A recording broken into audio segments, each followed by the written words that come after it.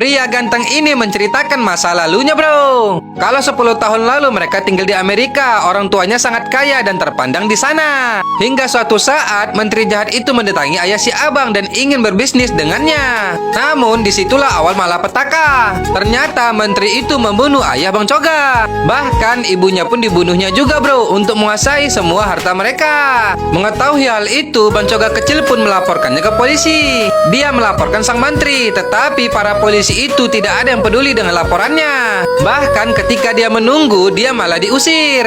Polisi itu menyuruhnya pergi dari sana dan saat itulah darahnya jadi mendidih. Dia dendam kepada sang menteri, bro. Sehingga di suatu saat menteri itu baru memulai karirnya, Bang Coga pura-pura memberikan bunga selamat kepadanya. Tanpa curiga menteri itu pun mengambilnya. Tapi tiba-tiba dia menusuk menteri itu di hadapan semua orang. Polisi pun menahannya, bro. Namun dia mengambil pistol polisi dan menembak menteri jahat itu. Akan tetapi ternyata menteri itu masih selamat, sedangkan dia dipenjara selama 15 tahun.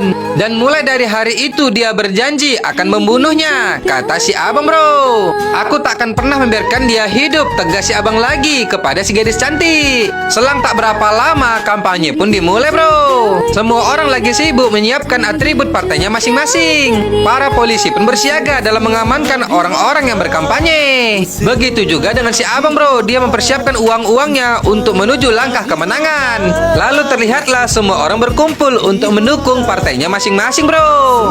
Sedangkan para calon mengobar janji, walaupun janjinya belum tentu ditepati. Hahaha. Tapi emak-emak tak peduli, yang penting bisa menari dan dapat PT, katanya. Hahaha. Kemudian Bang Coga pun memulai rencananya, bro. Dia menyuruh anak buahnya mendatangi istri simpanannya sang menteri. Dengan memberinya uang yang sangat banyak, dia menyuruhnya mengaku di depan publik. Dan inilah orangnya, bro. Wanita ini mengakui kebusukan sang menteri di depan wartawan. Bahkan mereka sudah punya anak. Dalam sekejap berita itu pun viral di seluruh India, bro. Dan oleh sebab itu si menteri jahat dikeluarkan dari kampanye. Dia meminta kepada ketua partainya untuk tetap diikutkan juga, tetapi ketua partainya tidak mau. Mendengarnya, dia pun sangat marah. Lalu si abang menyuruh anggotanya menyogok para reporter untuk menyampaikan berita baik tentang partai mereka. Dan keesokan harinya semua media memuji-muji partai si abang, bro. Sehingga semua orang pun jadi tersentuh, mengira itu hal yang benar. Mereka jadi suka dengan partainya. Bahkan nenek ini pun memujinya juga. Setelah itu si abang menyuruh anak buahnya untuk memberikan uang kepada seluruh rakyat India.